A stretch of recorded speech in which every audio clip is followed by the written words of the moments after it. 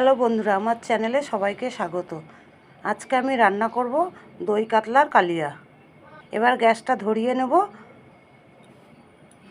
কড়াইটা বসিয়ে দেব। কড়াইটা গরম হতে থাকুক। গরম হয়ে গেছে, তেল দিয়ে দিলাম।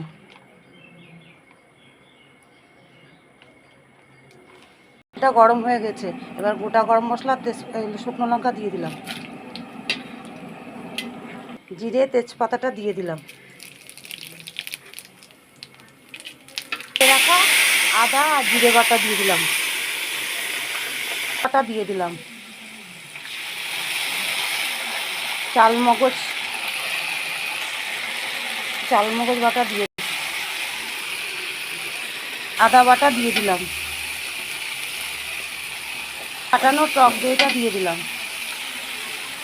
লঙ্কা বাটাটা দিয়ে দিলাম,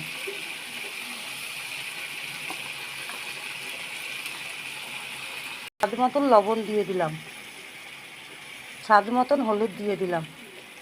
মশলাটাকে ভালো করে কষিয়ে নিলাম।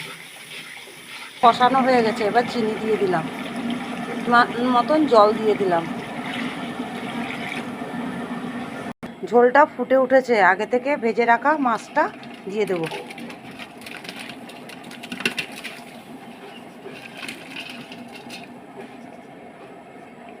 আমার দই কাতলাটা হয়ে গেছে, এবার শাহি গরম মশলা দিয়ে দিলাম।